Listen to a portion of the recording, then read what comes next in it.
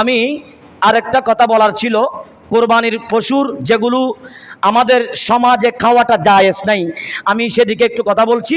আর কয়েকটা মিনিট যদি বেশিও হয় সেটা একটু আমাকে একটু ক্ষমার দৃষ্টিতে দেখবেন, কারণ আমি চাচ্ছি আমার মাসআলাগুলো যাতে একটু সম্পূর্ণ হয়, আপনারা যাতে বুঝতে পারেন। খেয়াল করেন, একটু মনোযোগ দিবেন। কোরবানির পশুর 22টি অংশ খাওয়া যাবে না। কথা বলেন কয়টি? আরো জোরে বলেন কয়টি? 22টির কথা কোরআনেও নাই, হাদিসেও নাই। কথা বুঝবেন, 22টি পশুর অংশ খাওয়া যাবে না। এটা হচ্ছে আলা হযরতের ফতোয়া, এটা ইমামে আলা হযরতের ফতোয়া হচ্ছে একটা পশুর 22টি অংশ খাওয়া যাবে না। তবে হাদিসে পাকের মধ্যে 7টা অথবা 8টার কথা উল্লেখ আছে। যেমন নাম্বার 1 হচ্ছে প্রবাহিত রক্ত, নাম্বার 2 পুরুষাঙ্গ, নাম্বার 3 মলগর, নাম্বার 4 হচ্ছে আপনার জমাট বাঁধা রক্ত, নাম্বার 5 মূত্রথলি, নাম্বার 6 হচ্ছে পিত্তথলি, নাম্বার 7 হচ্ছে অন্ডকোষের বিচি, আর 8 হচ্ছে আপনার হারাম মগজ। এখানে আরেকটা কথা আছে, আমি যে মলগরের কথা বললাম, মলগরের কথা হাদিসে নাই। হাদিসের মধ্যে আছে মূত্রথলি।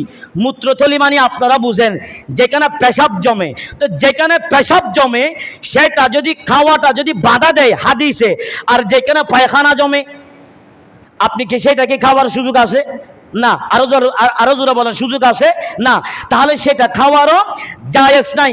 আর একটা আমাদের সমাজের মধ্যে বেশিরভাগ প্রচলন আছে, যেটা হচ্ছে কোরবানির পশুর আপনার যেটা বলে বুড়ি, অনেকে বলে ভাড়াল, অনেকে বলে নারী বুড়ি। আচ্ছা, এই জিনিসটা খাওয়াটা হচ্ছে এই ফতোয়ার কিতাবে আসছে, এটা খাওয়াটা মাকরুহে তাহারিমি, যেটাকে আপনারা বলি ভাড়াল। এটা খাওয়াটা কি বললাম? মাকরুহে তাহারিমি। মাকরুহে তাহারিমি মানে এটা একেবারে হারামের পর্যায়ে, এটা একেবারে হারামের পর্যায়ে। তা হারামের পর্যায়ে যখন, এটা আপনি খাবেন না। আচ্ছা, পৃথিবীর আপনার একটা পশুর এতগুলো জিনিস থাকতে ওই দিকে আমাদের মন যাওয়াটা, সেদিকে আমাদের খাওয়ার জন্য আগ্রহ বাড়াটা, আমার জানা মতে এটা আমার যুক্তি হচ্ছে, এটা সম্পূর্ণ হচ্ছে আপনার জ্ঞানের অভাব। আমার মা বোনরা যারা কোরবানের পশুর বাড়াল খাওয়ার জন্য পাগল হয়ে যায়, বাড়াল যখন ওই জায়গা থেকে খুলবেন, বাড়াল জিনিসটা আমার মা বোনদেরকে দেখাবেন না, বলো তোমারা যা বাড়াল হাইতেছ, বাড়ালের ভিতর কি গিয়ে আছে তোমারা ছ। তো বাড়ালটা যখন আপনারা যখন ফাটেন, সেখানে কিছু পোকা দেখা যায়, ঠিক না বেঠিক? ওই পোকার কাজ কি? ওই পোকার কাজ হচ্ছে ওই পশুর খাবারগুলো হজম করে। আমাদের পেটের মধ্যে খাবারগুলো হজম করার পোকা আছে না নাই? আরো জোরা বলেন, আছে না নাই? আছে। তাহলে সেটা খাওয়াটা আপনাদের জন্য, আমাদের জন্য একেবারে 30%। আমি মুসল্লিদেরকে অনুরোধ করব, এটা আপনারা খাবেন না। তবে শরীয়তের আরেকটা ফায়সালা আছে, এটা খাওয়ারও কিছু মানুষ আছে। এটার খাওয়ার একটা ফতোয়া হচ্ছে, আমাদের সমাজের মধ্যে এমন কিছু পরিবার আছে বছরকে বছর চলে যায়, তারা গরু গোশত খাইতে পারে না, এমন মানুষ আছে না নাই? আরো জোরে বলেন, আছে না নাই?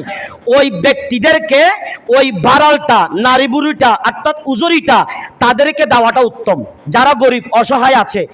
কুরবানি করছেন 1 লক্ষ 1.5 লক্ষ টাকা দিয়ে, আপনি সেটা খাওয়ার কোনো যুক্তি আছে? আচ্ছা, আমি আমার মুসল্লিদেরকে বলছি, একটা গরুর অনেক অংশ আছে না নাই? আরো জোরে বলেন, আছে না নাই? আচ্ছা, আপনারা বলেন একটা পশুর অথবা একটা গরুর কোন অংশটা বেশি মজা বলেন তো?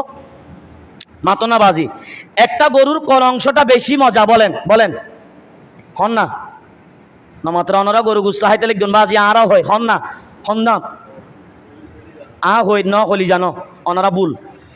একটা গরুর সবচেয়ে বেশি মজার অংশ কোনটা আমি আপনাদেরকে বলি, হাঁটুর উপরে রানের নিচে যেই জায়গাটা আছে, কসাইরা সেটা চালাকি করে বিক্রি করতে চায় না।